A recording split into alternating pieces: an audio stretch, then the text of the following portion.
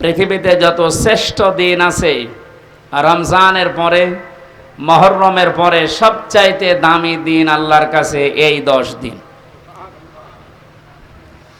নবীজি উম্মতদেরকে জানিয়েছেন জিলহজ মাসের শুরু থেকে কুরবানির দিন পর্যন্ত যে 10টা দিন তোমরা পাবে, কমপক্ষে 7টা কাজ দুনিয়াতে না করে থাকবে না। আউযু বিল্লাহি মিনাশ শাইতানির রাজীম।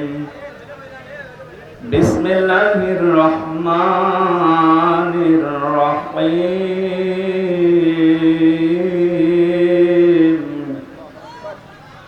ওয়াতলু আলাইহিম নাবা বনাই আদম বিল হক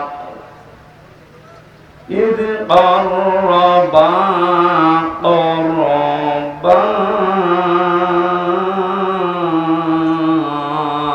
قربان إذ قربا قربانا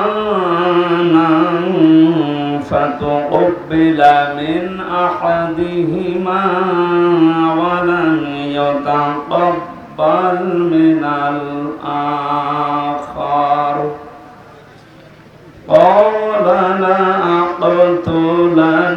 لأقتلنك قال إنما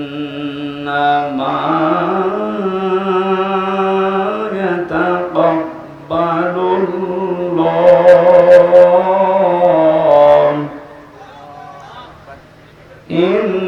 إنما يتقبل الله من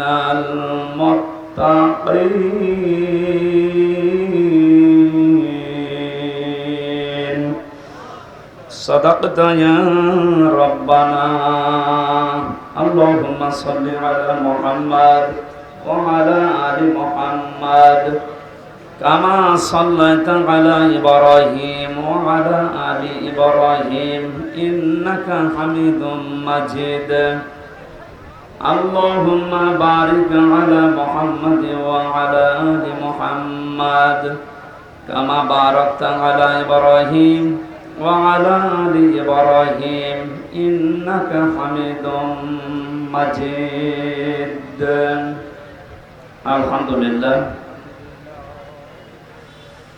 কুমিল্লা জেলার দেবিদ্বার থানার অন্তর্গত মোহনপুর বৈশের কোট শেখবাড়ি জামে মসজিদের উদ্যোগে 64তম বাৎসরিক মহাবিশ্বের মহাবিশ্বর আমাদের মনিব আমাদের মালিক মহান রব্বুল ইজ্জাতুল জালালের মুখের পবিত্র বাণী কোরআন কারীম তাফসীরুল কোরআন মাহফিলের স্বনামধন্য সভাপতি সাবেক চেয়ারম্যান জনাব তাজুল ইসলাম মাতালাল্লাহু উমরাহু ওয়া বারাকাল্লাহু ফি হায়াতি, সহ সভাপতি জনাব মোহাম্মদ রমিজ উদ্দিন শেখ, প্রধান অতিথি শাইখুল মাশায়েখ মাননীয় জাতীয় সংসদ সদস্য জনাব আবুল কালাম আজাদ, বিশেষ অতিথি হিসেবে উপস্থিত আছেন জনাব আলহাজ মাইনুল হোসেন, জনাব আলহাজ নুরুল ইসলাম, জনাব আলহাজ শহীদুল ইসলাম।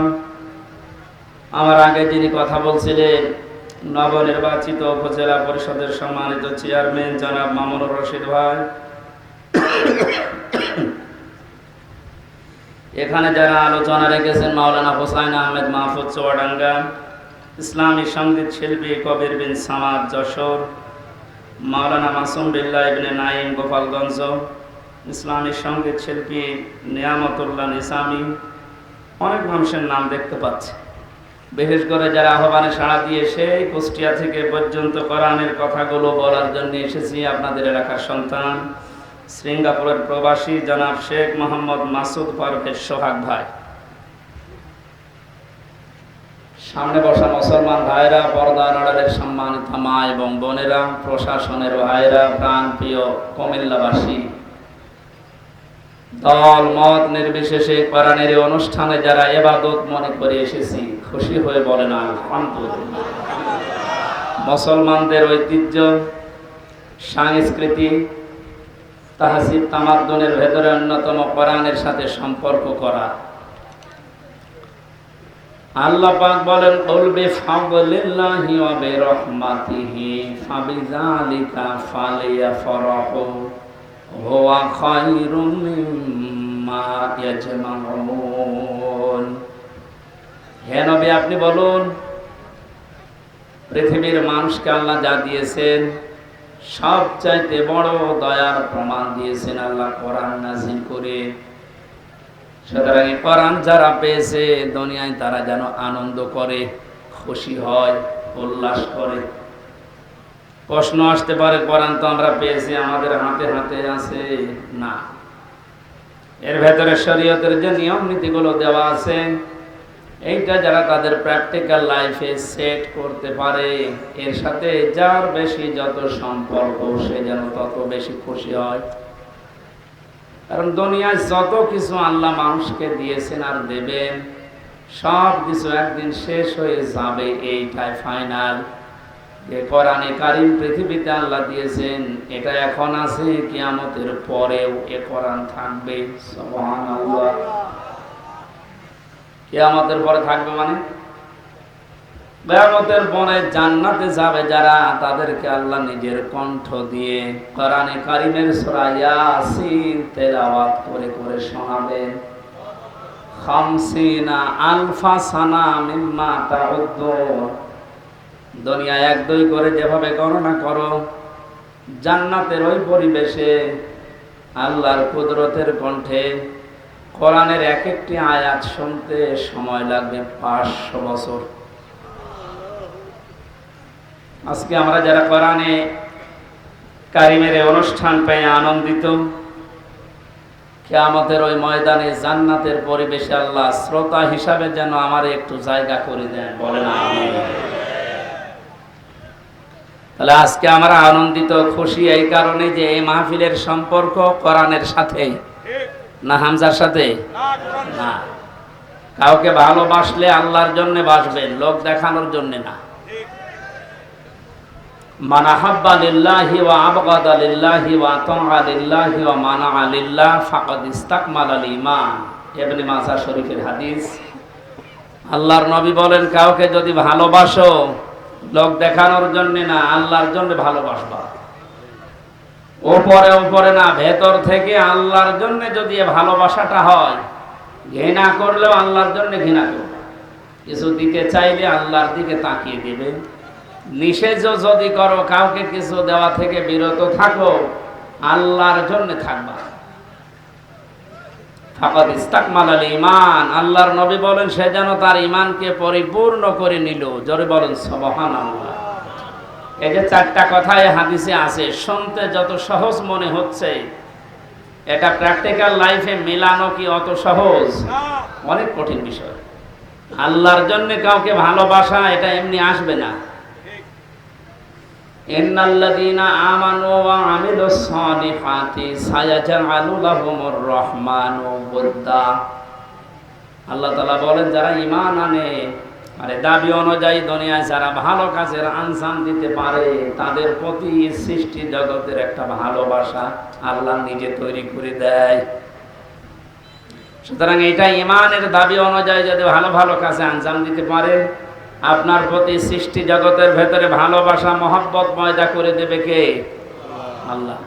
আমরা যদি ভালোবাসি সত্যি কাউকে, আল্লাহর জন্য বাসবো। এই বাস্তবতা আমরা এখনো টের পাইনি অনেকে, এজন্য হাদিসের ভাষা বুঝতে পারছি না। আল্লাহ আমাকে সহ যারা এসেছি এখন থেকে মরণ পর্যন্ত কাউকে কিছু দিলে আল্লাহর জন্য দেব। যদি নিষেধ করে, কারোর সাথে যদি ঝগড়াঝাটি হয়, মারামারি হয়, মনোমালিন্য তৈরি হয়, এটা যেন আল্লাহর জন্য হয়। আল্লাহ আমাদের ঈমানকে পরিপূর্ণ করে দেবেন, আর পরিপূর্ণ ঈমানদারের জন্য আল্লাহর বানানো বাগান জান্নাত অপেক্ষা করছে। আল্লাহ আমাদেরকে তৌফিক দিন হাদিসটা আমল করার, বলেন আমিন। দরুদ আর সালাম পড়ছি আমাদের নবী, মানবতার মহান শিক্ষক মুহাম্মদ রাসূলুল্লাহ সাল্লাল্লাহু আলাইহি ওয়াসাল্লামের প্রতি, যার আদর্শ পেয়ে আমরা খুশি না বেজার? খুশি। কিয়ামতের ময়দানে বিশ্ব নবী মুহাম্মদ রাসূলুল্লাহকে যারা দুনিয়াতে আদর্শ মেনে চলতো, কিয়ামতে নবী তাদেরকে উম্মত বলে পরিচয় দিয়ে কাছে টানবেন, সুপারিশ করে জান্নাতে পাঠিয়ে দেবেন। এই জন্য ইয়াসিন এ শব্দ দুনিয়ায় আগে পরে আপনি কারো নামে পাবেন না। ইয়াসিন এটা নবীজির নাম। কোরআনে আল্লাহ 7টা নাম দিয়ে তাকে ডাক দিয়েছেন, তার ভেতরে ইয়াসিন, তহা, মোহাম্মদ, আহম্মদ, আব্দুল্লাহ, মুজাম্মিল, মুদ্দাসসির। 1 নম্বরে ইয়াসিন। এই নামটা ডাকলেন কেন? ইয়া হরফে নেদা, ইয়া মানে হে, সিন মানে সাজ্জেদ। তাফসিরে কাবির আল্লামা ফখরউদ্দিন রাজি রহমতুল্লাহ আলাইহি সিন শব্দের 5টা ব্যাখ্যা দিয়েছে। তিনি বলেন সিন মানে সাজ্জেদুল আলামিন, সিন মানে সাজ্জেদুল কাউনাইন, সিন মানে সাজ্জেদুল বাশার, সিন মানে সাজ্জেদুল আম্বিয়া, সিন মানে সাজ্জেদুল মুরসালিন। যেহেতু ইয়াসিন সূরার আলোচনা আজকে না, কোরবানির সামনে আমরা ওই রকম একটা আয়াতই পড়েছি। আমি শুধু একটু টাচ দিলাম যে ইয়াসিনের ভেতরে আল্লাহ এগুলো দিয়েছেন। আল্লাহ আমাদেরকে ইয়াসিন, আল্লাহর ঘোষণা দেওয়া একমাত্র নেতা দুনিয়ায় মুহাম্মদুর রাসূলুল্লাহ, তাকে অনুসরণ অনুকরণ করার তৌফিক যেন দান করেন। এটা জিলহজ মাস আরম্ভ হয়ে গেছে। পৃথিবীতে যত শ্রেষ্ঠ দিন আছে, রমজানের পরে, মুহররমের পরে সবচাইতে দামি দিন আল্লাহর কাছে এই 10 দিন। নবীজি উম্মতদেরকে জানিয়েছেন জিলহজ মাসের শুরু থেকে কোরবানির দিন পর্যন্ত যে 10টা দিন তোমরা পাবে, কমপক্ষে 7টা কাজ দুনিয়াতে না করে থাকবে না। তার 1 নম্বরে এ মাসের শুরুর আগ পর্যন্ত যারা দাড়ি, গোঁফ, চুল, শরীরের বিভিন্ন অঙ্গ প্রত্যঙ্গের পশমগুলো কেটেছিলেন, এই 9 দিন না কেটে যেদিন আপনি কোরবানি করবেন তার আগের দিন কেটে ফেলবেন। দ্বিতীয় নম্বরে এ মাস আসার সঙ্গে সঙ্গে বিশ্বনবী মুহাম্মদুর রাসূলুল্লাহ রোজা রাখা আরম্ভ করতেন। যদিও আমাদের এই অভ্যাসটা অনেকের নেই, মনে করে যে রোজা রাখলে আমার শরীর খারাপ হয়ে যাবে, গ্যাসের কারণে আমি রাখতে পারি না। এটা মিথ্যা কথা। রোজা রাখলে গ্যাস, আলসার এইগুলো আরো ভালো হয়। কারণ মানুষের শরীরের ভেতরে হজম করার যে সমস্ত যন্ত্রপাতিগুলো আল্লাহ দিয়েছে, এগুলোর একটা লিমিট আছে। খেতে খেতে এগুলোর লিমিট আমরা পার করে ফেলেছি, তখন মেশিনে আর কাজ করে না, উল্টাপাল্টা রোগ দেখা দেয়। নবীজি যেহেতু এটা মেনে চলতেন, প্রতি মাসে 3টা রোজা রাখতেন, প্রতি সপ্তাহে 2টা রোজা রাখতেন, এই জন্যে জীবনে কোনোদিন তার গ্যাস্ট্রিক, আলসার, পেটের পীড়া এগুলো দেখা দেয়নি। আর আমাদের সবার এই রোগগুলোই ভরা। আমরা তার এই নির্দেশ বাদ দিয়ে অন্য দিকে যাই, এ কারণে আমাদের রোগ শোক থেকে মুক্ত হওয়ার লাইন পাই না। নবীজি বলেন খাবারের পরে একটা সুন্নাত আছে, মিষ্টি খাওয়া। কি খাওয়া? বলেন বলেন। এটা ক্লাস চলছে, জবাব দেবেন ছাত্রের মতো। খাবারের আগে সুন্নাত আছে 3টা, খাবারের পরে কয়টা? আগে। পরেরটা আমাদের অনেকের মনে থাকে বা আমরা করি। আগে যে 3টা আছে ওটা মনেও থাকে না, ও করেও না। বিশ্বনবী জানিয়েছেন আমার উম্মতেরা যখন খাবার খাবে পেটকে যেন 3 ভাগ করে নেয়। খাবার পেলেই আপনি মরণের খাওয়া খাবেন না। 3 ভাগ করার ভেতরে 1 ভাগ খালি রাখবেন হজম হওয়ার জন্য, 1 ভাগ খাবার আর 1 ভাগ পানি। এটা দিয়ে যদি কেউ নিয়ম করে খাবারের পরে একটু মিষ্টি জাতীয় কিছু খায়, ওগুলো হজম হতে সাহায্য করে, কোনোদিন ওর পেটের পীড়া দেখা দেবে না। এরপরে সপ্তাহে 2 দিন রোজা আছে, সোম আর বৃহস্পতিবার। এরপরে মাসে 3টা রোজা আছে, 13, 14, 15 তারিখ। এগুলো করলে আপনার হজম শক্তি বাড়তে থাকবে, কারণ মেশিনগুলো একটু রেস্ট পাবে। আমরা এগুলো রেস্ট দিতে চাই না, জনমের খাওয়া খায়, টুটি পর্যন্ত খায়। এরপরে মিষ্টি খাওয়া সুন্নত, তার মানে আরো খাবার চাই। আপনার রোগ বাসা বাঁধবে না, বাঁধবে কি? সামনে যে কোরবানি দেবে হাজারো মানুষ, অনেকে নিয়ত করে আছে কোরবানি দিয়ে গোশত সব ফ্রিজে রেখে দেব, যতদিন মনে লাগে খাবো না। আসতে বলেন, জোরে বলেন, যাই বলেন, এটা হারাম না, জায়েজ আছে। আপনি যদি নিজের মাংস নিজে আপনি খেতে পারেন, সবটুকু পরিবারস্থ লোকদেরকে নিয়ে আপনি কাউকে দেবেন না, কোনো অসুবিধা নেই। যেটা দেওয়া ওটা মোস্তাহাব। ওটা কি? গরিবকে এক ভাগ দেওয়া, নিজের আত্মীয় স্বজনকে এক ভাগ দিয়ে নিজে একেবারে যতটুকু আছে ওইগুলো যেহেতু আল্লাহর জন্য আপনি কোরবানি দিচ্ছেন। বলিন্না সলাতি ও নুসুকি, নবী আপনি বলেন আমার নামাজ আমার কোরবানি। তো এগুলো কার জন্যে? আমি আল্লাহকে দান করে দিয়েছি, সব আল্লাহকে হাদিয়া দিয়েছি। এরপরে আমি যে 3 ভাগের 1 ভাগ পেলাম, এইটাই তো বেশি। এরপরও যদি আপনার আত্মীয় স্বজন বেশি হয়, পরিবারের সদস্য বেশি থাকে, আপনি সব নিজে আনন্দ করে খেতে পারেন, পরিবারস্থ লোক বাইরের লোক দাওয়াত দিয়ে খাওয়াতে পারেন, অসুবিধা নেই। কিন্তু এটা ছোট মনের কাজ, যারা ফ্রিজে রেখে রেখে মাঝে মাঝে বের করে খায়।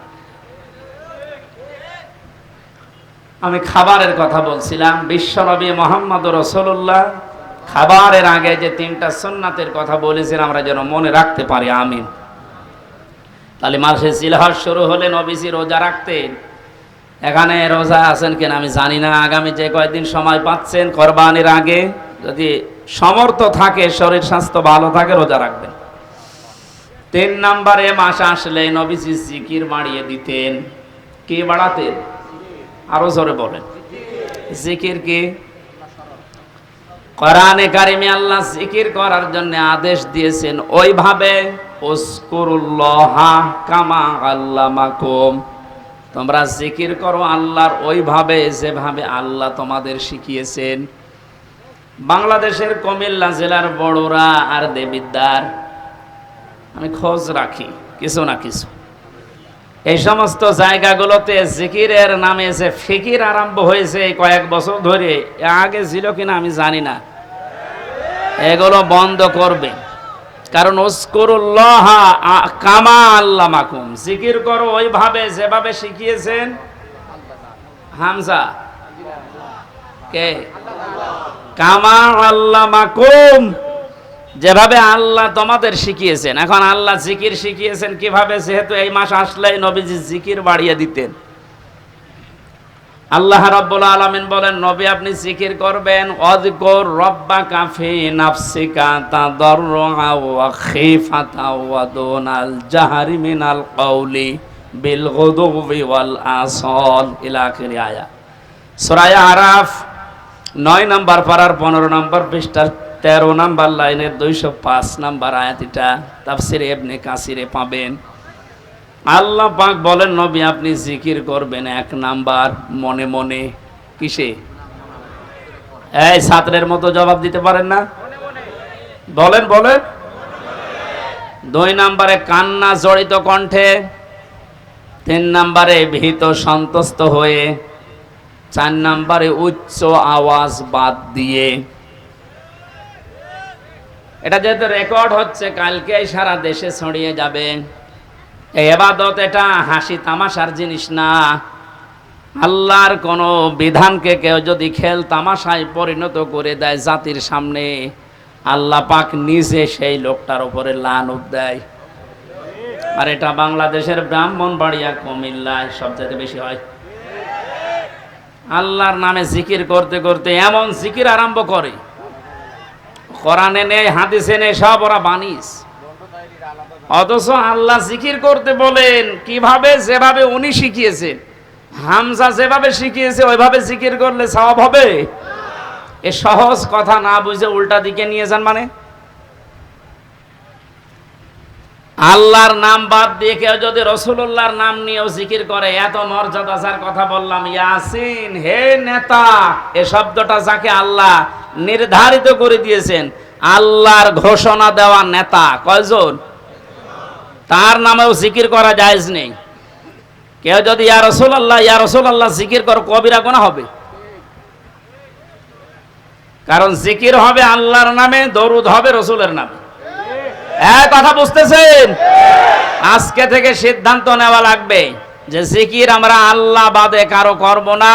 আর 4টা পদ্ধতি দিয়েছেন আল্লাহ জিকিরের, মনে মনে, কান্না জড়িত কণ্ঠে, ভীত সন্তুষ্ট হয়ে, আর উচ্চ আওয়াজ বাদ দিয়ে। জিকিরের শব্দ হবে চারটা, সুবহানাল্লাহ, আলহামদুলিল্লাহ, লা ইলাহা ইল্লাল্লাহ, আল্লাহু আকবার। বাংলাদেশে এখন 48,000-এর উপরে সরকারি জরিপে দরবার আছে। আপনি একটা দরবার আমারে নিয়ে চলেন যেখানে এই চারটা শব্দের বাইরে জিকির হচ্ছে না, আপনি নিয়ে চলেন, আমি যাব। চট্টগ্রামের আব্দুল জব্বার রহমতুল্লাহ আলাইহির যে দরবার ছিল বাইতুর শরফ, এখানে নিয়ম নীতি ছিল, এখন অনেক পাল্টিয়ে ফেলিস। বাকিগুলোর কথা তো বলার মতো ভাষা আমাদের নেই। কিছুক্ষণ ওখানে গেলেই সুবহানাল্লাহ, আলহামদুলিল্লাহ, আল্লাহু আকবার দেয়, এরপরে ইয়ালি বাবা, শাহ আলী বাবা, দয়াল বাবা, ন্যাংটা বাবার নামও জিকির হচ্ছে। বলেন তো জিকিরের শব্দ কয়টা, সিস্টেম কয়টা? এর বাইরে যদি কেউ শরীয়ত বানিয়ে বলে না ইয়ালি বাবা বলেও জিকির জায়েজ আছে, ওর ঈমান থাকবে? যেহেতু এলাকাতে অনেকে না বুঝে করেন, এটা বাদ দিন। জিলহজ মাস আসলে নবীজি জিকির বাড়িয়ে দিতেন, কিন্তু আল্লাহর শেখানো পদ্ধতিতে। জিকিরের দ্বিতীয় অর্থ হচ্ছে আল্লাহর আইন, আল্লাহর বিধান। খুব খেয়াল করে শুনবেন। আমান আরাদাং যিকরি ফাইন্না লাহু মাঈশাতান দঙ্কা ওয়া নাহশুরুহু ইয়াওমাল কিয়ামাতি আ'মা। সূরা তাহা 16 নম্বর পারা 19 নম্বর পৃষ্ঠা 13 নম্বর লাইনে আছে 124 নম্বর আয়াত। এটা তাফসিরে ফি জিলালিল কোরআনে থেকে বলছি। আল্লাহ তাআলা বলেন, আমার জিকির, আমার আইন, আমার নিয়ম কানুন বাদ দিয়ে যদি কোনো দুনিয়ায় কেউ উপায় করে, টাকা পয়সা ইনকাম করে, সম্পদ, আমি আল্লাহ ওর জীবন সংকীর্ণ করে দেব। এ কথা তো আমি বানালাম নাকি? বলেন বলেন, আল্লাহর কথা কি 100% সত্য? এটাতে কত অথেন্টিক, এখন বাস্তবতার দিকে তাকান, আপনি টের পাবেন। দঙ্কার আমি 27টা ব্যাখ্যা পেয়েছি তাফসিরে। 1 নম্বরে, পৃথিবী থেকেও যদি আল্লাহর আইন বাদ দিয়ে, আল্লাহর বিধান যেটা আছে ওইটা বাদ দিয়ে উপায় করে টাকা পয়সা, চর্ম চোখে দেখবে যে হ্যাঁ উপায় হচ্ছে, আল্লাহ পাক বলেন ওর ভেতরে 1 নম্বরে আমি কোনো বরকত রাখবো না। চর্ম চোখে দেখবে যে টাকা পয়সা 10 লাইন দিয়ে আসতেছে, 15 লাইন দিয়ে চলে যাওয়ার ব্যবস্থা করে দেব। 2 নম্বরে, দুনিয়াতে ওই লোকটা কোনোদিন ওই সম্পদ আল্লাহ পাক তাকে ভোগ করতে দেবে না। এটা আমি বানালাম না, মানে এটা আমি বানালাম। আপনি এই দেশের দিকে আজ তাকান, যারা আল্লাহর আইন বাদ দিয়ে উপায় করছে, আপনি দেখবেন চর্ম চোখে তাদের ব্যাংক ব্যালেন্স, টাকা পয়সা, নাড়ি বাড়ি গাড়ির অভাব নেই, দেশে জায়গা হয় না, অনেকে আবার বেগম পাড়াও বানায়। কিন্তু বাস্তবতায় আল্লাহ কি অ্যাকশন নেয়, ওগুলো দিয়ে তাদেরকে আল্লাহ ভোগ করতে দেয় না। 2 নম্বরের 3 নম্বরের ব্যাখ্যায় পেয়েছি, এই মানুষটা যখন বিদায় নেবে দুনিয়া থেকে, সব চাইতে অবৈধ ইনকাম যারা দুনিয়ায় করে, এদেরকে আল্লাহ লাঞ্ছিত ভাবে, অপমানিত ভাবে, বেঈমান অবস্থায় বিদায় দেবে। পৃথিবীর সাক্ষী হয়ে থাকবে তাদের মরণে। কুষ্টিয়ার পাশে ঝিনাইদহ জেলার একজনে যে কিছুদিন আগেই মারা গেছে, কি অবস্থা তার, যে ডিটেলস এখন আসতেছে, 200 কোটি টাকার মামলা। এই লোকটা মারা যাবার পর তার লাশের একটা টুকরাও খুঁজে পাওয়া যাচ্ছে না। কয়েকদিন ধরে তার মেয়ে পর্যন্ত কেঁদে কেঁদে বলছে, একটা টুকরা দেন, একটু জানাজা করে মাটি দেয়, তাও সান্ত্বনা পাবো। ফেসবুকে কয়েকদিন আগে দেখেছি কলকাতায় খেজুর গাছের সাথে 2টা বিচি ঝুলিয়ে আছে। অনেকে বলছে এটা ওই লোকের বিচি না, ওটা তাকিয়ে দেখলাম যে না, মানুষের বিচি অত বড় হয় না, ওটা মনে হয় ছাগলের বিচি হবে। কোন জায়গায় আল্লাহ মানুষকে নামিয়েছে আপনি টের পাচ্ছেন? আমি শুধু হাসির খোরাকি দেওয়ার জন্য বলি না, এটা বাস্তব দঙ্কার। 3 নম্বর ব্যাখ্যা, দুনিয়ায় সত্যি যদি আল্লাহর আইন বাদ দিয়ে কেউ উপায় করে, মহান আল্লাহ পাক তাকে এমন অবস্থায় দুনিয়া থেকে বিদায় দেবে, ওই লোকটা দুনিয়ায় সাক্ষী হয়ে থাকবে, ইতিহাস হয়ে থাকবে। পৃথিবী প্রকম্পিত হয়ে যাবে তার মরণ দেখে। 4 নাম্বার ব্যাখ্যায় আছে, এই লোকটা যখন মারা যাবে ঈমান তো পাবে না, মরণের সঙ্গে সঙ্গে কবরে দিতে দিতে ওর শাস্তি আল্লাহ নিজে ফেরেশতা দিয়ে আরম্ভ করবে। 4 নাম্বারটা আমি বানালাম নাকি? সবগুলো তাফসীর থেকে আমি নোট করে এনেছি, আপনি বাড়িতে এসে মিলাবেন, দেখবেন আপনার সাথে দু একটা মিলে যাচ্ছে। এই জন্য আল্লাহর জিকির মানে আল্লাহর আইন, আল্লাহর বিধান। আল্লাহর বিধান বাদ দিয়ে দুনিয়াতে সত্যি কেউ যদি উপায় করে, শরীক ফাঁকি দিয়েছেন যারা, শরীক ফাঁকি দেয় না দেশে? কত মানুষ এখন হজে আল্লাহর ঘর তাওয়াফ করছে, নবীজিকে সালাম দিচ্ছে রওজার পাশে দাঁড়িয়ে, অথচ নিজের আপন ভাইয়ের জমি জাল দলিল করে নিজের নামে লিখে নিয়েছে। এটা আমি মনে হয় বেশি বলে ফেললাম, আমি নিজে ছিলাম হজে, দেখেছি। হজে আসার সময় বনের সম্পদগুলো ফাঁকি দিয়ে নিজের নামে লিখে নিয়েছে। মানে বনকে তো মানুষ করে বিয়ে দিয়েছি, এই যথেষ্ট, আবার জমি দেব কেন? জমি দেবে কেন মানে তুমি তোমার বাবার ছেলে, আর ওইটা কি ও ধার করিয়ে নিস? আপনি আল্লাহর একটা বিধান পালন করার জন্য 7.5 লাখের উপরে টাকা খরচ করে হজে গেলেন, অথচ বনের 3 লাখ টাকা আপনি আত্মসাৎ করে গেলেন। এখানে বিধানটা কার ছিল? ওখানে আপনি এক আল্লাহর বিধান 2 রকম করে ফেললেন।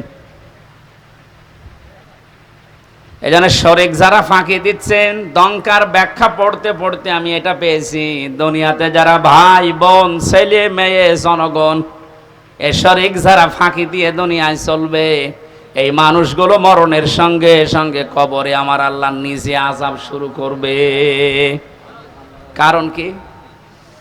কারণ আপনার নিচে যারা আছে এরা আপনার কাছে এতিম। এরা কি? বলেন বলেন।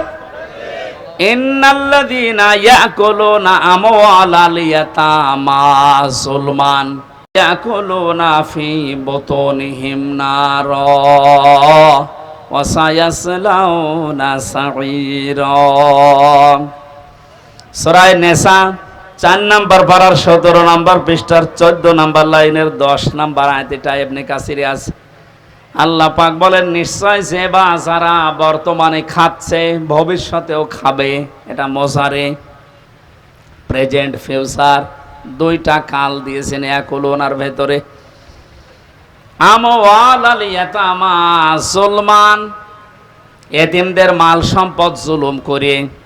প্রশ্ন আসতে পারে, এতিমের মাল আমি খাই না, আমি একটা অফিসের এমডি, আমার নিচে যারা আছে এদের বেতন থেকে কিছু কেটে খাই। আপনি একটা অফিসের এমডি যদি হয়ে থাকেন, আপনার নিচে যারা আছে হাদিসের ভাষায় সবগুলো আপনার কাছে এতিম। এই কথা বলে না কেন? কুমিল্লা জেলার ডিসি যিনি আছেন, এসপি যিনি আছেন, প্রশাসনিকভাবে ওনার নিচে এ জেলায় যত থানার ওসি, টিওনো, যত পুলিশ কনস্টেবল আছে সব তার ওই চেয়ারের কাছে এতিম। এজন্য এতিমের সাথে ভালো ব্যবহার করা, এতিমের সম্পদ যারা আত্মসাৎ করে, কোরআনের ভাষায় এই মানুষগুলো আল্লাহ পাক বলেন এরা জাহান্নামের আগুন দিয়ে পেট ভরে।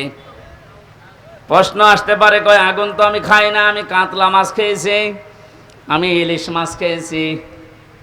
আপনি যদি সত্যিই মানুষের সম্পদ আত্মসাৎকারী হয়ে থাকেন, শরীক ফাঁকি দেওয়া লোক এখানে যদি থাকে, সম্পদ যতই আপনি ভালো খাবার খান না কেন, আল্লাহর ভাষায় ওটা জাহান্নামের জ্বলন্ত আগুন। এ আয়াত পড়ার পরে আমার মনে হচ্ছে বাংলাদেশে এখন 100 জনের প্রায় 95 জন জাহান্নামের আগুন খাচ্ছে। বলেন না, ওই 5 জন বাকি আছে, ওর ভেতরে আমি আছি। হ্যাঁ, তাহলে তো ভালো। বাস্তবতা এইটাই দেখতে পাচ্ছি। প্রাইমারিতে চাকরি নিতে হলেও যোগ্যতা থাকার পরও আপনাকে 10 লক্ষ টাকা দেওয়া লাগছে। যদি ওই সিস্টেম এখন অনেকটা পাল্টিয়েছে পরীক্ষার মাধ্যমে, আলহামদুলিল্লাহ। আগের যে সিস্টেমগুলো ছিল, ওভাবে যোগ্যতা থাকার পরেও যাদের কাছে টাকা পয়সা নেওয়া হয়, এরা তো আপনার কাছে, আপনার এই দপ্তরের কাছে এতিম। এরা এতিম না? এদের কাছ থেকে আপনি হাদিয়া বলে নেন, আর তৌফা বলে নেন, আর চাই বলে নেন, স্পিরিট মানি বলে অনেকে নেয়। এগুলো সব হবে আল্লাহর ভাষায় জাহান্নামের আগুন। আল্লাহ এতটুকু যদি শেষ করে দিতেন, দুনিয়ার হিসাবে আমি আয়াত পড়তাম না, পরের শব্দটা আমার রাখত, ওয়াসায়াসলাউনা সাঈরা। সিন, সাউফা, কদ, লাম, এরকম 13টা শব্দ আছে আরবি গ্রামারে। কোন সেন্টেন্সের আগে যদি একটা আসে অর্থ হয় অতি তাড়াতাড়ি।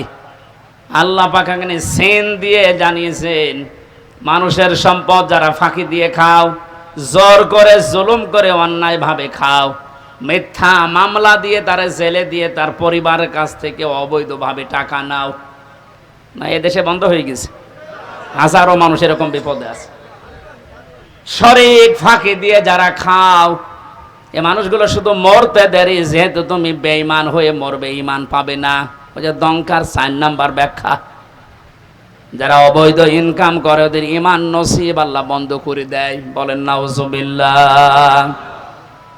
ওরা সঙ্গে সঙ্গে কবরে দেবেন। আল্লাহ নিজে বলেন জাহান্নামের আগুন সাঈর, যেটা এটা আমি লাগিয়ে দেব। এর আগে আমি বহুবার বলেছি, জাহান্নাম একটা, জাহান্নামের স্তর বা দরজা 7টা। জাহান্নামের দরজা কয়টা? এই 7টার ভেতরে সাঈর একটা। সাঈরে যাওয়ার জন্য যে 4 প্রকার মানুষের নাম আমরা কোরআনে পেয়েছি, তার 1 নম্বরে যারা এতিমের মাল আত্মসাৎ করে, ফাঁকি দেয়, শরীক যারা ফাঁকি দেয়, এদেরকে মরণের পরে আল্লাহ জাহান্নামে সাঈরে নিজে পাঠিয়ে দিয়ে আগুন লাগিয়ে দেবেন। কুমিল্লাবাসী কারো দিকে তাকিয়া, নিজের ইমানের দিকে তাকিয়ে বলেন তো, এখানে শরীক ফাঁকি দেওয়া মানুষ আছেন কিনা? আওয়াজ দেওয়া আকারে আওয়াজ দিলেন, আমার মনে হয় এই এলাকায় এসব নেই। এই শরীক ফাঁকি দিয়েছেন কারা? দেখি হাত তোলেন তো। একজন। আমি তো তামাশা করি নাই ভাই। সত্যি যদি এরকম থাকেন, আপনার ক্ষতি আপনি নিজে করছেন। যাদের জন্য আখের গোছাতে শরীক ফাঁকি দিচ্ছেন, আপনি চোখ বন্ধ করে দেখেন, এ মানুষগুলো একদিনও আপনার লাশকে বাড়িতে রাখতেও রাজি হবে না, বলবেন আজ জিন আসবে। অথচ তাদের আরামে শান্তিতে রাখার জন্য আপনি নিজের ভাইয়ের, নিজের বোনের সম্পদটা ফাঁকি দিয়ে রেখে দিলেন। আরে ভাই, আপনি এখনই যদি চোখ বন্ধ করে যান, আপনি তো বেঈমান হয়ে মারা গেলেন।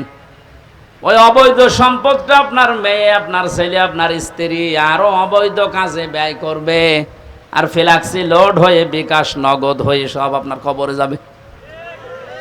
যদি বলেন আমার তো নগদ খোলা নেই, এমনি খুলে যাবে, খোলা লাগবে না। আল্লাহ আমাদেরকে সহজভাবে বুঝ যেন দান করেন, বলেন আমিন। জিলহজ মাস 4 নম্বরে নবীজি বেশি বেশি যেটা করার জন্য আহ্বান জানিয়েছেন, সেটা হচ্ছে এই মাস যারা পাবে, সমর্থ যদি থাকে, অবশ্যই যেন তারা হজ করে।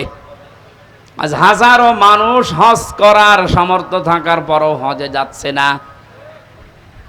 এখানে যারা দায়িত্বে আছেন, এই মন্ত্রণালয়ে যারা আছেন, আমাদের পাশের রাষ্ট্র হিন্দু রাষ্ট্র, হজে যাওয়ার পরে আমি দেখেছিলাম ওখান থেকে হজে যেতে বাংলাদেশের 3 ভাগের 1 ভাগ টাকা লাগে। তারাও তো এত দূর থেকেই যায়। হজের খরচ যারা উল্টাপাল্টা করে বাঁচিয়ে সিন্ডিকেট করে এখান থেকে হাসিদেরকে আল্লাহর ঘর পর্যন্ত যেতে বাধা দিচ্ছেন, আপনিও আল্লাহর পথে বাধা দানকারী হিসাবে কিয়ামতে উঠবেন। এর সাথে যারা রিলেটেড আছেন, তারা এখান থেকে সতর্ক হন, ওদেরকে সতর্ক করেন। ওরা নিজেরা তো জাহান্নামে যাচ্ছে, আপনার সাপোর্ট নিয়ে আপনাকেও নিয়ে যাচ্ছে।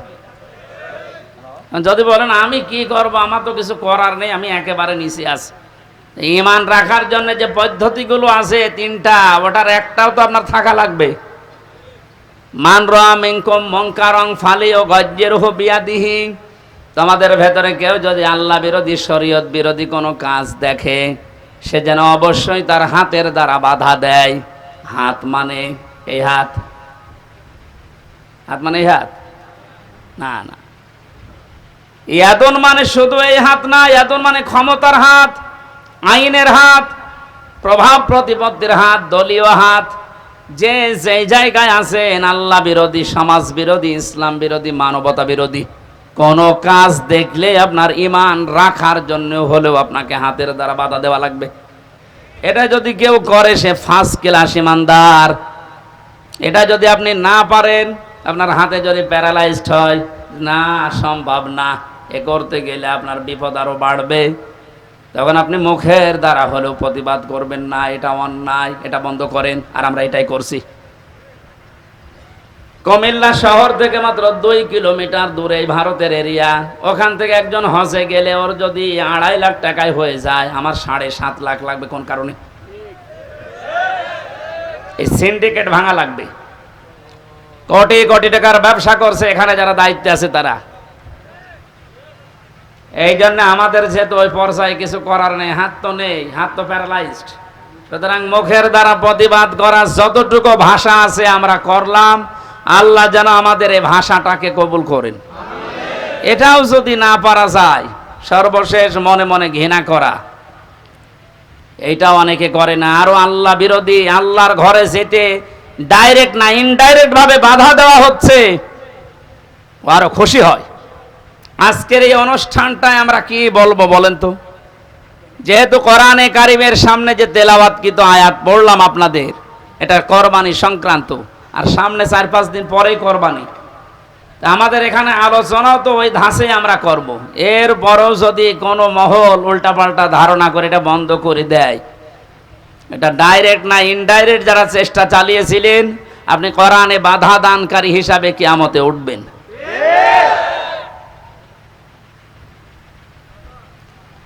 জাহান্নামের স্তর বলেছিলাম কয়টা? বলেন বলেন। এই 7টার ভেতরে একটা ভয়ঙ্কর দরজার নাম আছে।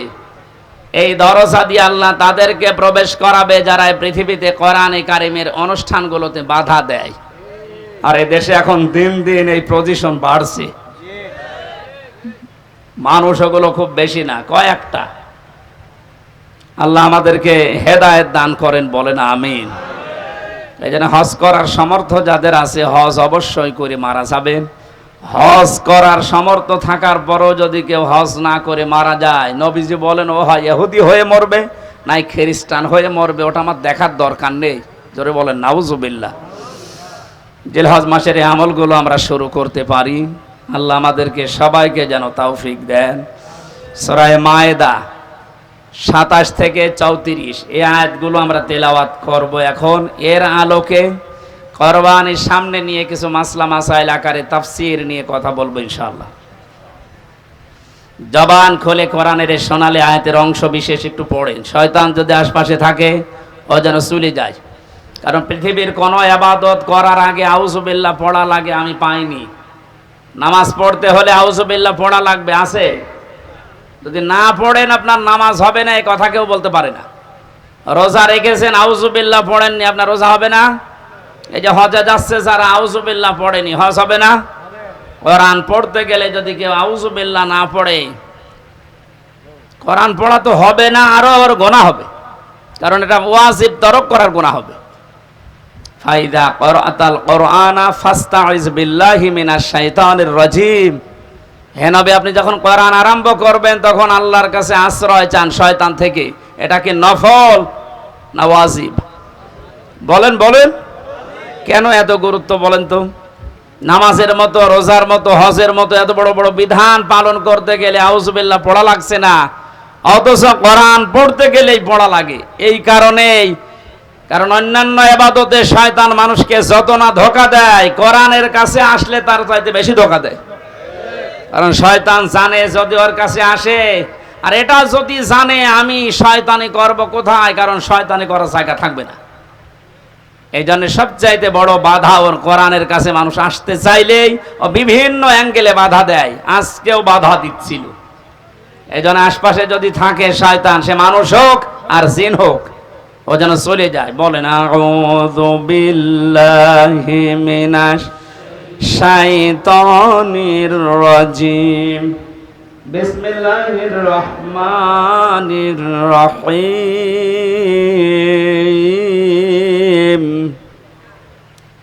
ওয়াতলু আলাইহিম নাবা বনাই আদম বিল হক। সাদাকাল্লাহুল আযীম। সূরা মায়েদা ২৭ নম্বর আয়াত পড়েছি অংশ। কোন সূরা বলেন তো? মায়েদা মানে দস্তরখানা। মায়েদা মানে কি? দস্তরখানা নামে আল্লাহ একটা সূরা দিলেন, অথচ এর গুরুত্ব অনেকের কাছেই নেই। দস্তরখানা বিছিয়ে খাবার খাওয়ার সিস্টেম এখন টেবিল চেয়ার এসে অনেক উঠে গেছে। নবীজি নিচে মাটিতে বসে খাবার খেতেন দস্তরখানা বিছিয়ে, কিন্তু এখন এই সিস্টেমগুলো বাদ হয়ে যাচ্ছে। কেন এই সিস্টেম ছিল বলেন তো? আল্লাহর নবী জানিয়েছেন কেউ যদি দস্তরখানা বিছিয়ে পড়ে যাওয়া খাবারগুলো তুলে খেতে পারে, ও যেন জান্নাতের হুরদের দেন মোহর আদায় করে ফেলেছে। সুবহানাল্লাহ, একটু বুঝে শুনে বলেন। আপনি কি এখনো মারা গেছেন? বলেন না কেন? জান্নাতে গেছেন? বলেন বলেন।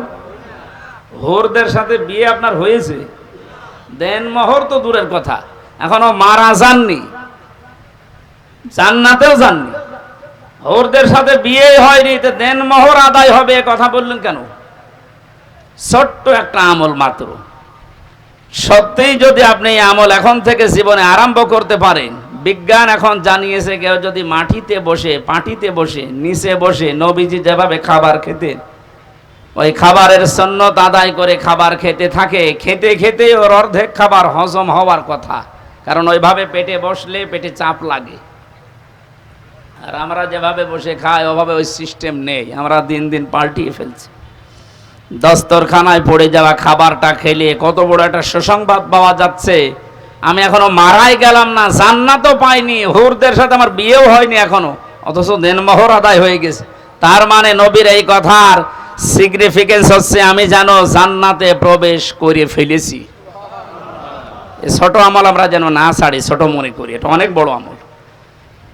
২ নম্বরে বিশ্ব নবী বলেন, কোন মানুষ যদি দস্তরখানায় পড়ে যাওয়া খাবার তুলে খেতে পারে, ওর শরীরের ভেতরে যে ৩৬০টা হাড় আছে, জোড়া দেওয়া আছে হাড়গুলো, এই হাড়গুলোর সাদগা আমার আল্লাহ আদায় করে দেন। সাহাবায়ে কেরামের সামনে যখন এই হাদিসটা বলা হয়েছিল, গরিব সাহাবীরা বলে, হে নবী আমরা গরিব মানুষ, ৩৬০টা হাড়ে এই যে জোড়া দেওয়া আছে, যে আঙ্গুলের ভেতরে জয়েন্টগুলো আছে, এই কেনুয়ের ভেতরে জয়েন্ট আছে, হাঁটুর ভেতরে জয়েন্ট আছে, ৩৬০টা আছে জোড়া জয়েন্ট। আপনি যদি দস্তরখানায় পড়ে যাওয়া খাবার খান, এর যে সাদগা হয়, এই সাদগাগুলো আল্লাহ নিজে আদায় করে দেয়। বলেছিলেন, হে নবী আমরা এত সাদগা আদায় করব কি করে? বিশ্ব নবী তখন এই আমলটা দিয়েছিলেন। আল্লাহ সাহাবীদের মতো এই আমলটা আমাদেরও করার তৌফিক দিন, আমিন। আর একটা কথা হাদিসে আছে, কেউ যদি মসজিদে কোনো ময়লা পড়ে থাকতে দেখে আর নিজের কাজ মনে করে ওটা তুলে ফেলে দেয়, তাহলে এই হাড়গুলোর জয়েন্টের সাদগা আদায় হয়। আমরা মসজিদের ময়লার দায়িত্ব মনে করি শুধু মসজিদের আর খাদেমের, আর আমরা সব আল্লাহর ওলি। মসজিদে আল্লাহর ঘরে কোনো কিছু যদি পড়ে থাকে ময়লা জাতীয়, ওটা তুলে ফেলে দেওয়া, এ দায়িত্ব কি শুধু মসজিদের খাদেমের, মুয়াজ্জিনের? আপনার কাছে যে প্রতিদিন সাদগা দেওয়া লাগবে, কি দিয়ে দেবেন? এরকম কিছু কাজ করা। এমনকি রাস্তায় কোনো কষ্টদায়ক বস্তু যদি পড়ে থাকে, ওইটা যদি কেউ তুলে ফেলে দেয়, সে যেন তার ঈমান আছে এটার প্রমাণ দেয়। আমি শুধু সুবহানাল্লাহ বলার জন্য বলছি না, এখানে খেয়াল করেন, রাস্তায় কোনো কষ্টদায়ক কাটা হোক, একটা ইট হোক, ময়লা হোক পড়ে আছে, জনগণের কষ্ট হয়, এটা তুলে ফেলে দিলে নবীজি বলেন তোর ভেতরে ঈমান আছে, এটার প্রমাণ হচ্ছে যে ঈমান আছে। যে মুসলমানের ঈমানের ৭৭টা শাখা, তার সর্বনিম্ন শাখা রাস্তার কষ্টদায়ক বস্তু তুলে ফেলে দেওয়া। সেই মুসলমান কোন মানুষকে দুনিয়ায় কষ্ট দিতে পারে, এটা কি বিশ্বাস করার মতো? সুতরাং অন্যান্য জাতির উপরে যে উল্টাপাল্টা কাজগুলো হয় মাঝে মাঝে দেখি এই দেশে, এগুলো কোনো মুসলমানের কাজ না, কাজ ওদেরই আমাদের উপর চাপিয়ে দেয়। কোন মুসলমান যদি এ কাজ করেও বুঝবেন ও মুসলমানের ভেতরে ঈমান নেই। বলেন তো, রাস্তার কষ্টদায়ক বস্তু তুলে ফেলা যেখানে ঈমানের একেবারে সর্বনিম্ন স্তর, সেই মুসলমান কোনোদিন সন্ত্রাসী হতে পারে? বলেন বলেন, জঙ্গি। আপনি কাঁটা পেলে, রাস্তায় ইট পেলে আরো তুলে ফেলে দেবেন যেন মানুষের কষ্ট না হয়। আর বাংলাদেশের মানুষের ঘরের আবর্জনা, নিজের উঠানের ময়লা সব এনে রাস্তায় জমা করে, ও কোন ইমানের পরিচয় দেয়? আমাদের কুমিল্লা জেলা একটু পরিষ্কার আছে, এই জন্য টের পাচ্ছেন না। এগুলো যারা করছেন আপনার ইমানই নেই, এটা ইমানের সর্বনিম্ন একটা স্তর। এইটাও যদি আপনি না করতে পারেন, আরো রাস্তায় সব ময়লা মাটি এনে জমা করে, তা আপনি নবীর হাদিস অনুযায়ী বিশ্বাস করেন আপনার ইমান নেই। আপনার কি নেই? আপনি বলেন না আমি তো কালেমা পড়ি। আরে ভাই, কালেমার তো সর্বনিম্ন স্তর এইটা। আপনার এইটা এনে তো প্রথমটা থাকলো কি করে? এখনো তো ৭৭টা আছে। আল্লাহ আমাদের সহজ ভাবে বোঝার তৌফিক দাও, বলেন আমিন। সূরা মায়েদা ১২০টা আয়াত আছে, ১৬টা রুকু আছে। ৪ নাম্বার রুকুর ২৭ নাম্বার আয়াতের অংশ পড়েছি, মাত্র একটা আয়াতের ৪ ভাগের ১ ভাগ। আপনি একটু খেয়াল করে শোনেন, কত কথা আল্লাহ এর ভেতরে লুকিয়ে রেখেছেন। হযরত আদম আলাইহিস সালামের ২ সন্তানের ব্যাপারে আল্লাহ আমাদেরকে শোনাতে বললেন। কুরবানি সংক্রান্ত বিষয় এখানে আছে। এই পৃথিবীতে প্রথম মানুষ হত্যা করেছিল এই কাবিল, হাবিলকে। এই জন্য দুনিয়ায় যত হত্যা হবে অবৈধভাবে, এই লোকটার আমল নামায় মানুষ হত্যার একটা গণা যেতেই থাকবে কিয়ামত পর্যন্ত।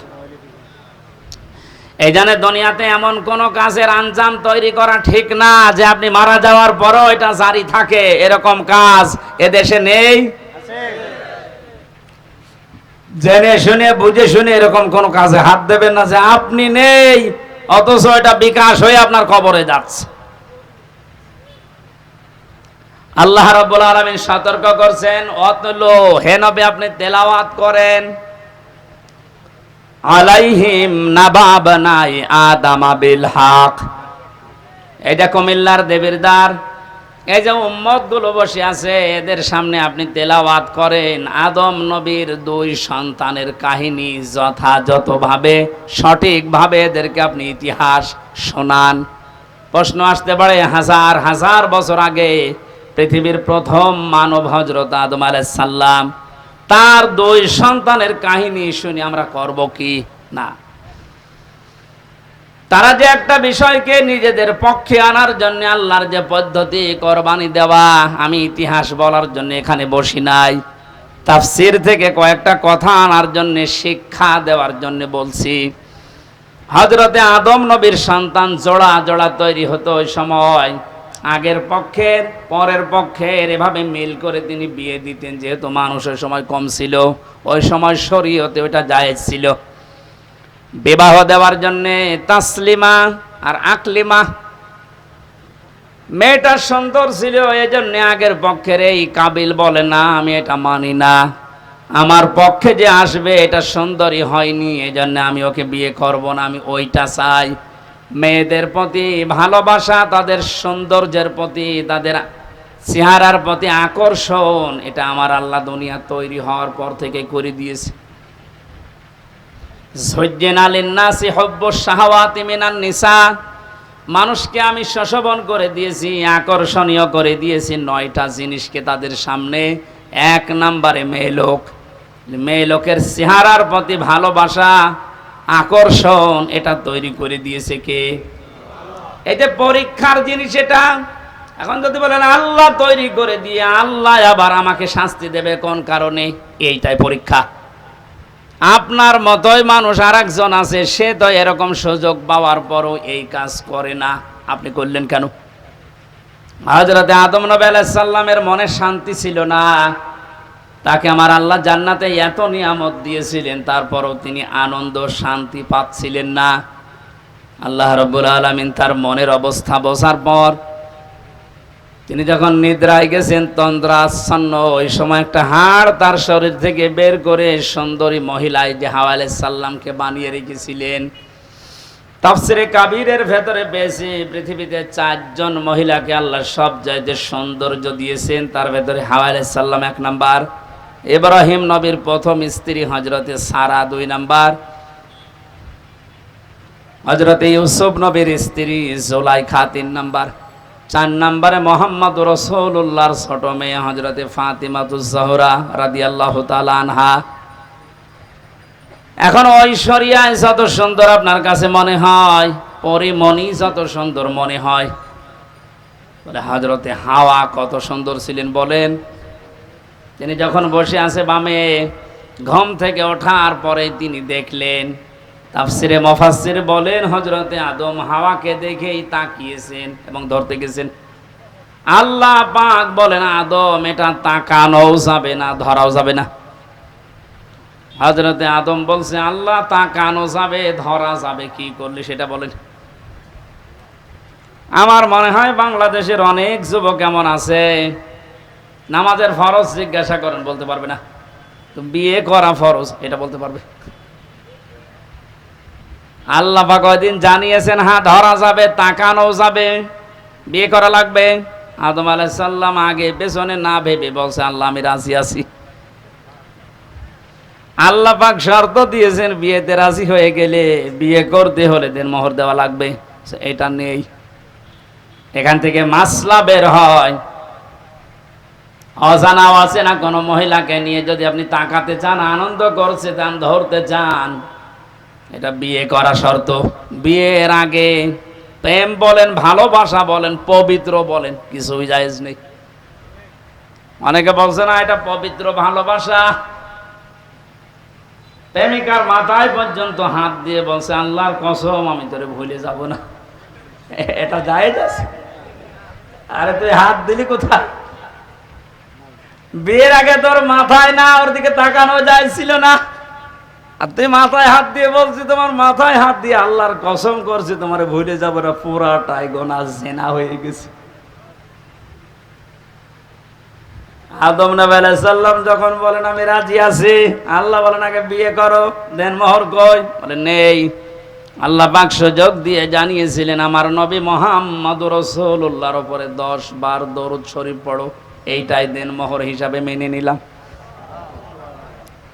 বিয়ে করার পরে আল্লাহ এবার তাকে আদেশ দিলেন, আমরা যারা আদম নবীর সন্তান এখানে বসে আছি, মিলান তো আপনার জীবনে এটা আছে কিনা বলবো।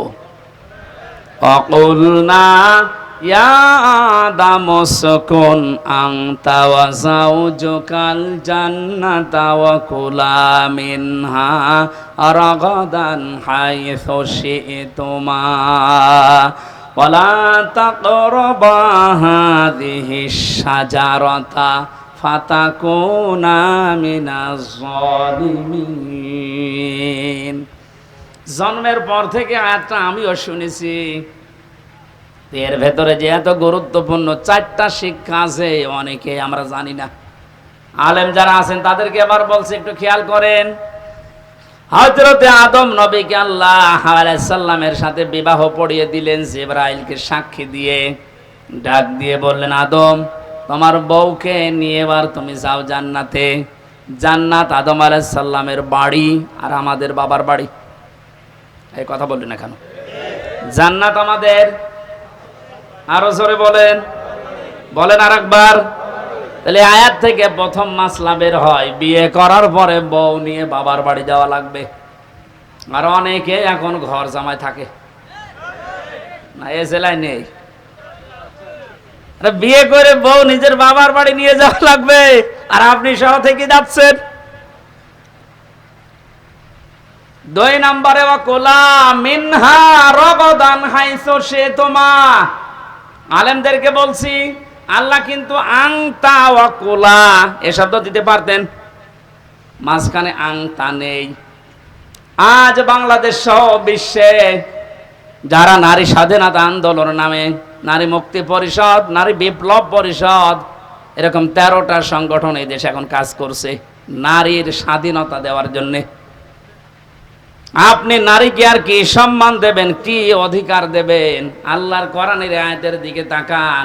পৃথিবী তৈরি হওয়ার পরে আল্লাহ নারীদেরকে কি অধিকার দিয়ে দিয়েছেন? আল্লাহ বলেন, বিয়ে করে বউ বাড়িতে নিয়ে যাওয়ার পরে নিচে খাবে হবে না, আংতা নেই। আল্লাহ বলেন, কোলা একবারে দিয়ে বসন দিয়েছি, তুমি যেই মানের খাবার খাবে যেই মানের পোশাক পরবে, যেই মানের ঘরে থাকবে, এই স্ত্রীকে ওই রকম জায়গায়, ওই রকম খাবার, ওই রকম পোশাক দেওয়া লাগবে। এটা নফল না, এটা ফরজ। আজ হাজারো পরিবারে এইটা নেই, এই জন্য অশান্তি। এই আমার কথা বুঝতেছেন? নিজে তো বাইরে ভালো মন্দ ভালোই খাচ্ছে, যাওয়ার সময় বর জন্য বাদাম নিয়ে যাচ্ছে। আপনি যে মানের খাবার খেয়েছিলেন, যে মানের পোশাক পরেছিলেন, সেই মানের থাকেন, ওইভাবে তার ব্যবস্থা করে দেওয়া লাগবে। এটা নির্দেশ আল্লাহর আদম নবীর উপরে। আল্লাহ বলতে পারতেন, আংতা হে আদম তুমি মরণের খাওয়া খাও, এরপরে যদি থাকে বউকে দাও না। একবারেই কোলা দিয়ে আল্লাহ মেয়েদেরকেও আমাদের সাথে শামিল করে দিয়েছেন সমান। 3 নাম্বারটা তো আরো কঠিন। হাইসো সে তোমা, যেখানে ইচ্ছা যাবে এই বাগানে, এই জান্নাতে যা ইচ্ছা খাবে। তার মানে আয়াত থেকে মাসলা বের হয়, বিয়ে করার পরে বউকে তালাবদ্ধ হয়ে ঘরে বসিয়ে রাখবেন না, মাঝে মাঝেই তাকে বেড়াতে নিয়ে যান বিভিন্ন জায়গায়। আপনি এমন এমন জায়গায় নিয়ে যাবেন যেন সে আনন্দ পায়। এমন একটা অনুষ্ঠানে নিয়ে যান। হ্যাঁ, এখানে আর শেষের শব্দ একটু ঝামেলা আছে। আল্লাহ বলেন হাইসো সে তোমা, তুমি নিয়ে যাও যেখানে ইচ্ছা, যাও যা ইচ্ছা খাও। দোয়ালা তাকরাবা হাদিহি শাজারা, এই গাছের কাছে যাবে না। কোন গাছ? না, এটা আমিও জন্মের পর থেকে শুনছি যে গন্ধম গাছ। আরে ভাই, এটা যদি শুধু গন্ধম গাছ উদ্দেশ্য হবে, এতে দুনিয়ায় আয়াত নাজিল করার আল্লাহর দরকার কি? আধুনিক তাফসীর গুলো আপনি দেখবেন, সেখানে শুধু গন্ধম গাছ না, প্রায় 33টা অর্থ লেখা আছে। মামলার আসামি হয়ে গেলাম না তো? কারণ আমার নফসের ওপরে আমার মাঝে মাঝে জুলুম হয়ে যাচ্ছে, আমার পরিবারের ওপরে জুলুম হয়ে যাচ্ছে, সমাজের মানুষের প্রতি আমার যে দায়িত্ব ছিল আমি পালন না করে আমি জুলুম করে ফেলছি। এই জন্য যে যত বড় দায়িত্বে আছে, কিয়ামতের দিন ওই দায়িত্ব সম্পর্কে আল্লাহ তার কাছে পুঙ্খানুপুঙ্খানু হিসাব নেবে। প্রতিটি জিনিস যেহেতু নিয়ামত, এরপরে বাকি কথা। কয়েকদিন আগে একটা কনফারেন্স হচ্ছিল, আমি মদিনায় ছিলাম। এই যে এতটুকু একটা বাচ্চা আব্দুর রহমান, বিশ্ববিখ্যাত হাফেজ, বিচারক ওকে ডাক দিয়ে বলছে, তোমার যে চোখ নেই, তুমি অন্ধ, এই 11 বছর বয়সে কোরআনের হাফেজ হয়ে গেছে, তাও যেমন তেমন হাফেজ না, বিশ্বের ভেতরে সেরা যারা তাদের ভেতরে তুমি একজন। তোমার যে চোখ নেই, আল্লাহর ওপরে তোমার কোনো অভিযোগ নেই। ছেলেটা কেঁদে ফেলেছে, ডাক দিয়ে বলে, বিচারক আমার কোনো অভিযোগ নেই, আমি আরো আনন্দে আছি। বিচারপতি ডাক দিয়ে বলছে, তোমার কোনো অভিযোগ নেই, আনন্দে আছো মানুষ? ছেলেটা বলছে, হুজুর যেদিন বিচার শুরু হবে, আসল বিচার কিয়ামতে, আমি তো কোরআনে কারিমের আয়াত পড়েছি আপনার সামনে, সুম্মা লা তুসালুন্না ইয়াউমাইযিন আনিন নাঈম, কিয়ামতের দিন প্রতিটি নিয়ামতের হিসাব আল্লাহ নিচে ধরবেন। আমার পা থেকে শুরু করে মামারা যখন মাথা পর্যন্ত হিসাব আল্লাহ শুরু করে দিয়েছে, যে পা দিয়ে, এরপরে হাঁটু দিয়ে, এরপরে পেট দিয়ে, হাত দিয়ে, আস্তে আস্তে আমার কাছে চোখের কাছে যখন আসবে, আমি আল্লাহকে বলতে পারবো, অন্তত মাবুদ একটু দাঁড়ান, আপনি চোখের হিসাব আমার কাছে নেবেন, আমার তো দুনিয়ায় চোখ ছিল না, এদিকে তাকে হলেও দয়া করে আমার হিসাবটা আপনি সহজ করে দেন। আল্লাহ নিজে বিচারপতি হবেন। ও কুমিল্লাবাসী, কি মনে হচ্ছে আপনার কাছে আমি জানি না, কথাটা নরম হলেও অনেক বড় কথা এটা। আল্লাহ নিজে বিচারপতি আর নিজে মামলার বাদী। এই দেশে যে যত বড় দায়িত্বে আছে, সে যদি আপনার মামলার বাদী হয়, জেল থেকে বেরানো আপনার কঠিন হবে। কথা বলেন না কেন? প্রধানমন্ত্রী শেখ হাসিনা যদি আপনার বিরুদ্ধে মামলা দেয়, আপনি তো কালকেই বের হয়ে যাবেন নাকি? সুতরাং যে যত বড় ক্ষমতাশালী, সে যদি মামলার বাদী হয়ে যায়, পৃথিবীতে সবচাইতে বড় ক্ষমতার মালিক কে বলেন তো? আল্লাহ আয়াতে জানালেন, আমি নিজে তোর বিরুদ্ধে মামলা দেব। এই জন্য আল্লাহর বিধানগুলো ওভারটেক করে পার করে ফেলে আমরা যেন আল্লাহর মামলার আসামি হয়ে না যাই। এগুলো খুব হিসাব নিকাশ করে পা ফেলা দরকার। আদম নবীর সন্তানের কাহিনীগুলো আল্লাহ এবার শোনাতে চেয়েছেন কেন? এবার খেয়াল করেন।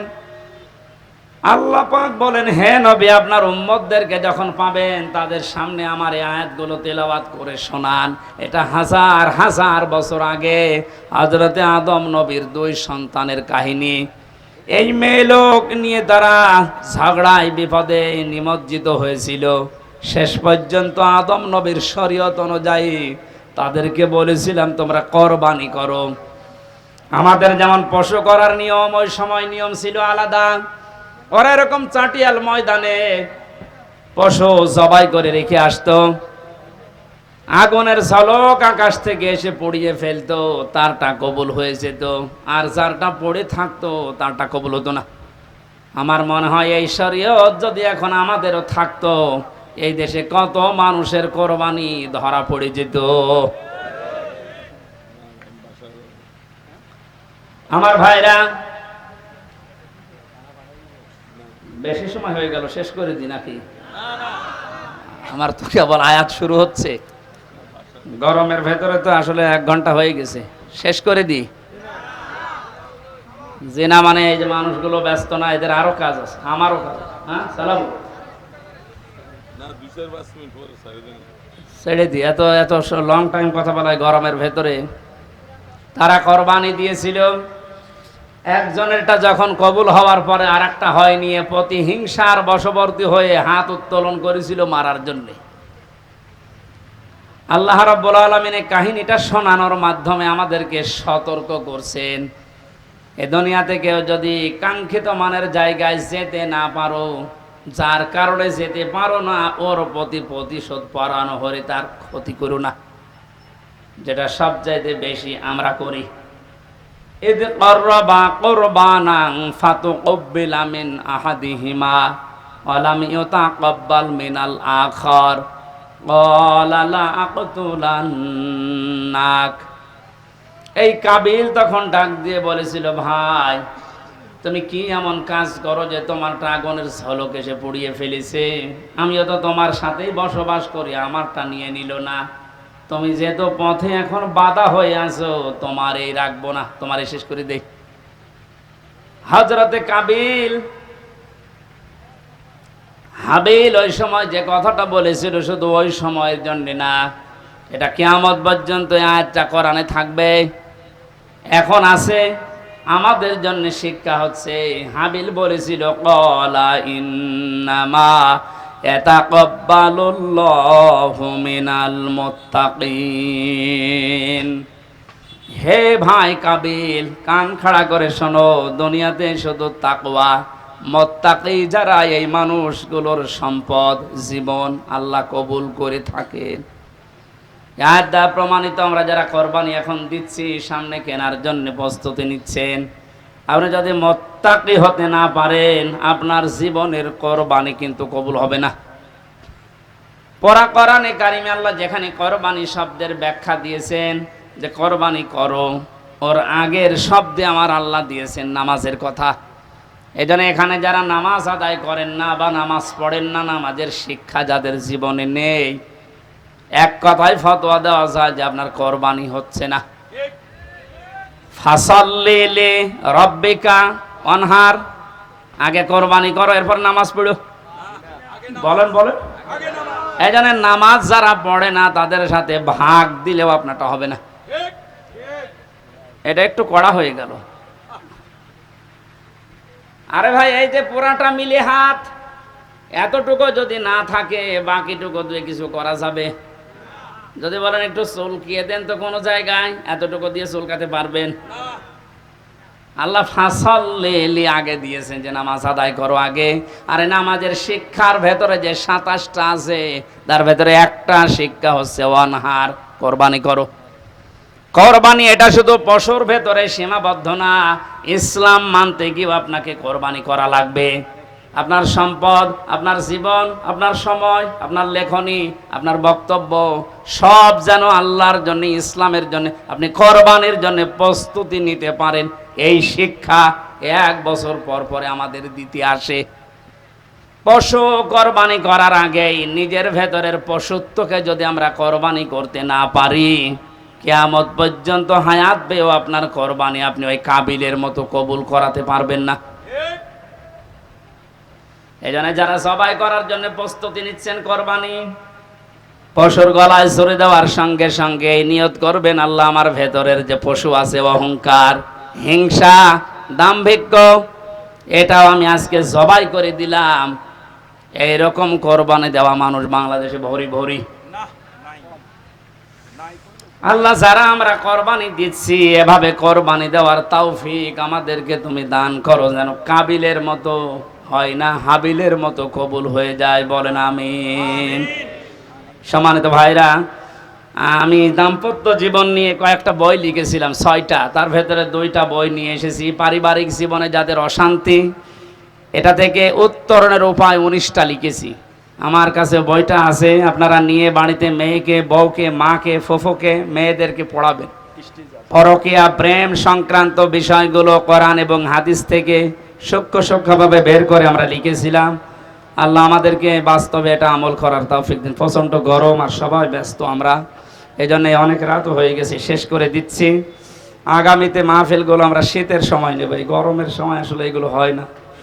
এই পারভেজ ভাই, উনি বাইরের দেশ থেকে এসেছিলেন, সিঙ্গাপুরে না কোথায় থাকে উনি, আসলে এই সময় তো মাহফিল হওয়ার কথা না, তারপর ওনার ডাকে সাড়া দিয়ে সে কুষ্টিয়া থেকে এসেছিলাম আপনাদের মেহমান হয়ে। এটা মোনাজাত করে এরপরে বইটা নিয়ে আপনারা বিদায় নিন। আল্লাহুম্মা আমিন। লা ইলাহা ইল্লা আনতা সুবহানাক ইন্নী কুনতু মিনাজ জালিমিন। আমিন। লা ইলাহা ইল্লা আনতা সুবহানাক ইন্নী কুনতু মিনাজ জালিমিন।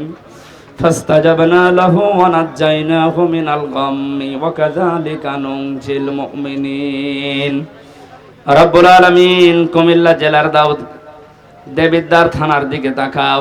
হাজারো মানুষ আমরা কোরআনে কারিমের কথাগুলো চাতক পাখির মতো বসে শুনেছি। যতটুকুই শুনেছি আমাদের জীবনে আমল করার তৌফিক দাও। সওয়াবগুলো তুমি নবীজির রওজায় পৌঁছিয়ে দাও। কিয়ামতে যিনি সুপারিশ করে আমাদেরকে জান্নাতে নিয়ে যাবেন। এ মাহফিলের আয়োজন করতে গিয়ে তোমার যে বান্দারা শ্রম দিয়েছে, বিশেষ করে আমার পারভেজ ভাই, নাম না জানা যত মানুষ শ্রম দিয়েছে, আমার মামুনুর রশিদ মামুন ভাই সহ প্রত্যেকের শ্রমকে ওসমানের সাথে কবুল করে নাও। আল্লাহ যে বাড়িটা বানিয়েছে বসবাসের জন্য, এটাকে বাইতুল আমান হিসাবে কবুল করে নাও। এলাকায় যত মানুষ কবরে আছে, কোরআনের ইজ্জতে নিজ গুণে মাফ করে দাও। কয়েকদিন পরেই বিশাল কোরবানির নামক যে ইবাদত আমাদের সামনে, এটা ইবাদত হিসাবে পালন করার সুযোগ দাও। যত মুসলমান পৃথিবীতে কোরবানি দেবে, আল্লাহ তুমি মঞ্জুর করে নাও। মা বোনদেরকে পর্দায় থাকার তৌফিক দাও। দেশের দায়িত্বে যারা আছে, সততার সাথে পালন করার তৌফিক তাদেরকে দান করো। মাননীয় প্রধানমন্ত্রী শেখ হাসিনা থেকে শুরু করে যত মানুষ দায়িত্ব পালন করছে, আল্লাহ হযরত ওমরের মতো বানিয়ে দাও।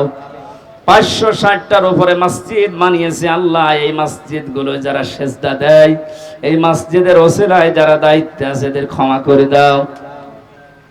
বঙ্গবন্ধু শেখ মুজিবুর রহমান থেকে যত মানুষ দেশ এবং দশের জন্য জীবন দিয়েছে, এদের স্বাধীন করার জন্যও যারা জীবন দিয়ে গেল, আল্লাহ তাদের শাহাদতের মরণ হিসাবে কবুল করো। আগামীতে এই অনুষ্ঠানটা কোরআনের জন্য বিশাল আকারে কবুল করে নাও। মাহফিলের প্রধান অতিথি আমাদের মাননীয় এমপি আবুল কালাম আজাদ সাহেবকে মঞ্জুর করো। মাহফিলের বিশেষ অতিথি যারা এসেছেন, আল্লাহ তাআলা যার যতটুকু যোগ্যতা তোমার দ্বীনের জন্য, ঈমানের জন্য কবুল করে নাও। বারাকাল্লাহু লানা ওয়া লাকুম ফিল কোরআনিল আযীম। কখন কার মরণ চলে আসে জানি না, যখনই মরণ আসবে আমাদের এই জবানে যেন জারি থাকে লা ইলাহা ইল্লাল্লাহু মুহাম্মাদুর রাসূলুল্লাহ।